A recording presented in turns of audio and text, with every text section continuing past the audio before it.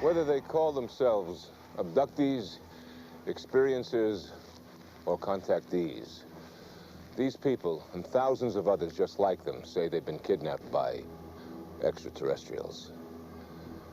Could an alien race actually be conducting a widespread abduction program?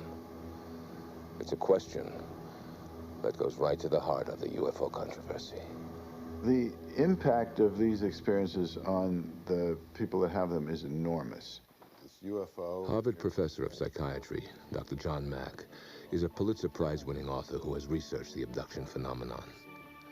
His book, detailing his exhaustive study, is considered a landmark work on the subject.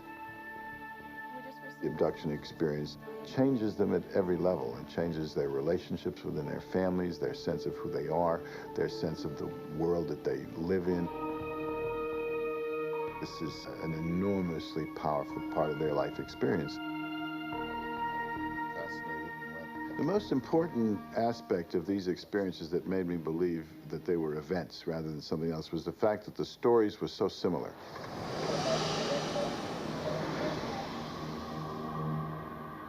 A typical abduction would go something like this. The person is in their bedroom. A light will come into the bedroom, an intense light. It was very bright, but it wasn't blinding. You could look into it. It had like a blue hue around it. Then they may see one or more humanoid beings around the bed. They were tall, they were very thin, huge eyes. They're paralyzed. They end up entering a UFO, some kind of a craft. And there are what they call the grays, with these now familiar, well-described big black eyes. There's something with the eyes that really catch the attention to the point of where looking at the rest of the physical being is not as important as paying attention to the eyes. A number of procedures are done to their bodies, which may involve probing of almost every part of the body, taking of sperm from men, eggs from women.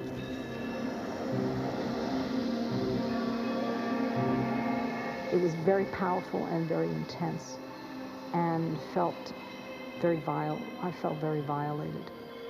There was a sense of helplessness, a sense of being violated, and everything else associated, like with a rape.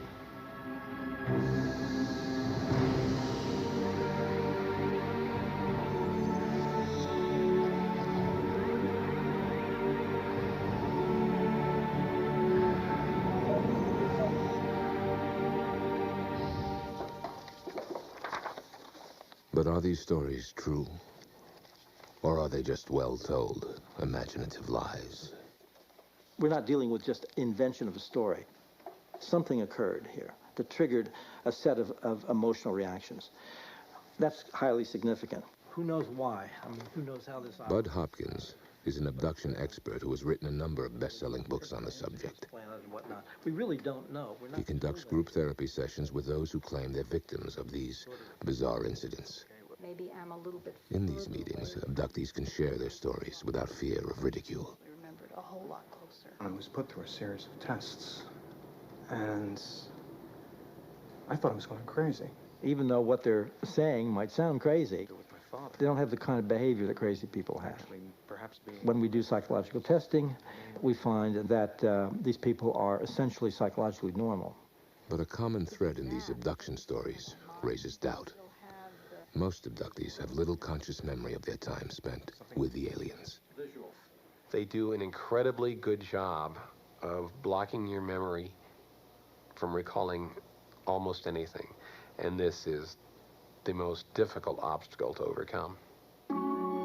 It's this aspect of the abduction experience that Hopkins has termed missing time. And he explores it through hypnosis.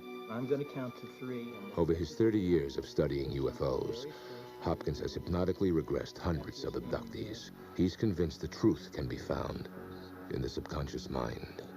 I want to scream for my mom. Mm-hmm. But I can't. Why? Because it hurts to move.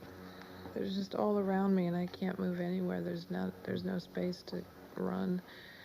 I've worked with abductees from South Africa and Saudi Arabia and Israel. Just standing there in the middle of the room, is that it? I have no alternative than what the evidence suggests to me in an absolute way. It's going on. It's happening. It's real. The abduction phenomenon is absolutely everybody. It's the good, the bad, the ugly. It goes across all racial divides and gender, of course, and cultural level.